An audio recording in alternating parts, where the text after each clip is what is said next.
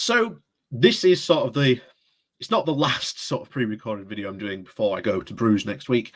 I'll be doing some more videos tomorrow, hopefully to sort of stretch them out over the week. But I will also be doing some videos from Bruges while I'm there as well and stuff like that. So again, watch out for those stuff.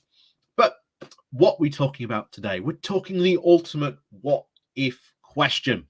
And that is, of course, what if Keir Starmer resigns over a fixed penalty notice? So before we go diving into, well, that very question, please do remember to that like, share, and of course the subscribe button down below if you are new to the channel. And of course down below as well in the comments box, there is a link to my Patreon page, a one-off donation link called Buy Me Coffee, where you can buy me coffee, and of course a link to subscribe to the YouTube channel as well, where you get all sorts of little bells and whistles on top of that as well. So what scenario under this does happen? How does Starmer receive a fixed term notice? Well, as you all well know, as the right-wing press called it, Currygate, because everything is a gate to the right-wing press in some weird way, or at least whenever we have a political scandal, it is always something gate. Go figure. But obviously this refers to the infamous curry he had at Durham Miners, the Durham Miners Union, or is the Durham Miners Hall. To which, again, there was photographs. Again, very interesting how those photographs, shall we say, got taken, but that's another story for another time, I think. But needless to say, Starmer, just 2 days ago, and Angela Rayner received the questionnaires. And of course, as we've said, just even a couple of weeks ago, Starmer came out and compared to Boris Johnson, faced some very, very hard questions from some very good reporters who asked him serious questions. And he said if he got a fixed penalty notice, he will resign as Labour leader.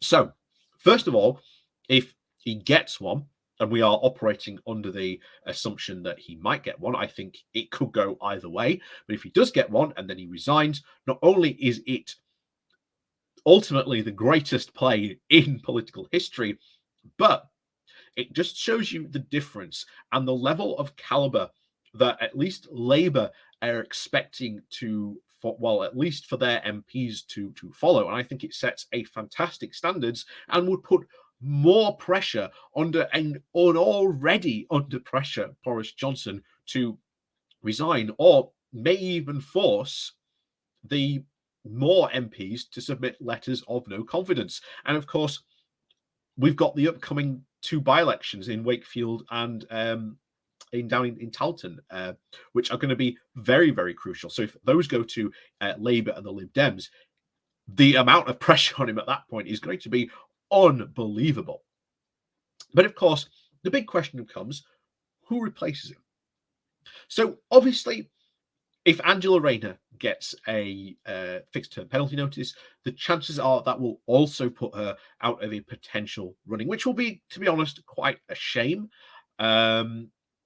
She has proven to be, over the last sort of couple of years, to be a really competent sort of politician and to really put forward arguments and really take it to the government. She has had some absolutely fantastic showings in a couple of PMQs where obviously Keir Starmer has been unable to be there because he had COVID. So it is a real shame that we will not get an Angela Rayner leadership, at least this time. Maybe in the future, it's not impossible to rule out, but certainly at the next leadership contest, she can't really run, which is a real shame because we are missing out on someone who could be really a good potential leader for the Labour Party.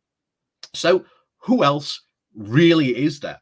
Well, we could always go back to Ed Miliband, and I have said it a couple of times on this channel. Ed Miliband is not the same Ed Miliband we had back in, what was it, 2011 to what was it, 15, I think it was, his term as leader. He is not the same person.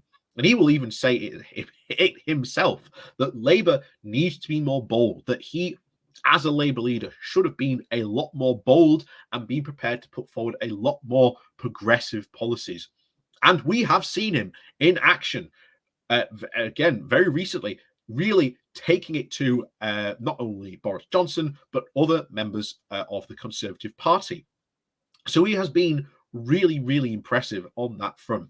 And I think going back to Ed Miliband and sort of him again leading the party, taking forward that initiative, that willingness to be bold, would be an incredible step forward. I think it would be good to see what Ed Miliband can do this time around.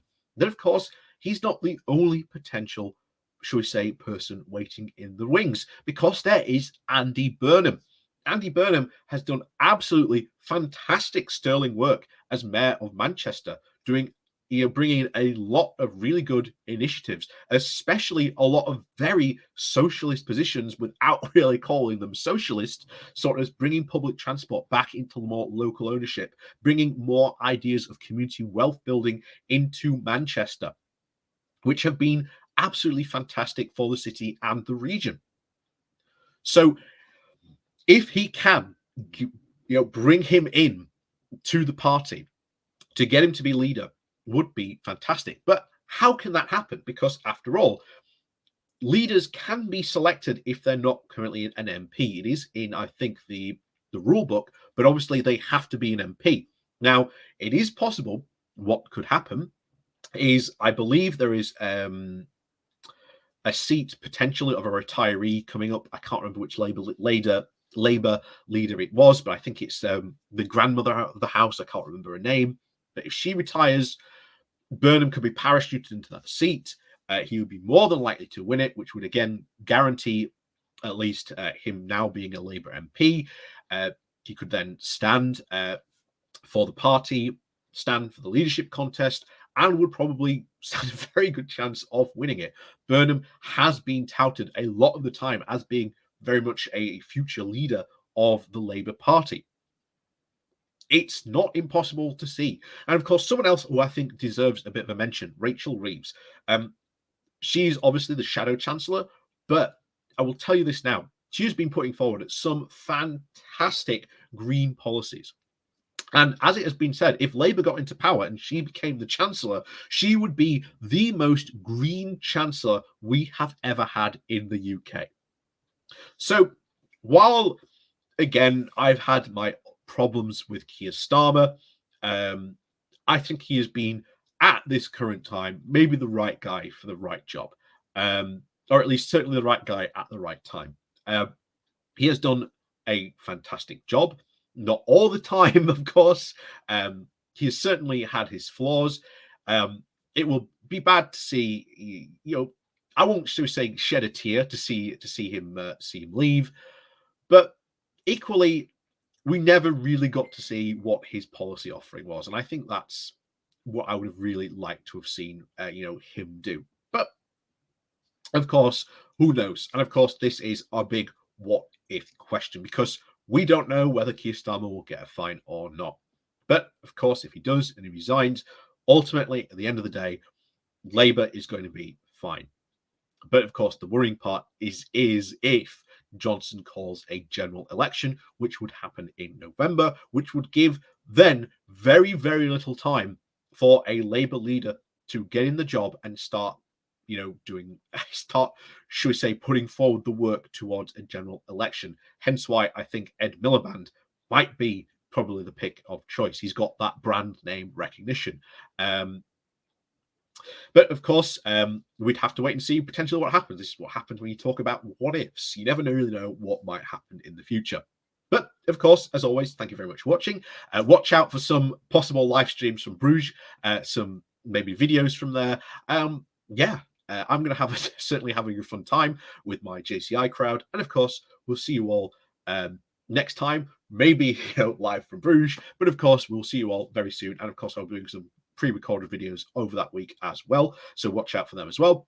So remember to hit that like and share button. Of course, if you are new, hit the subscribe button as well. And of course, we'll see you all next time.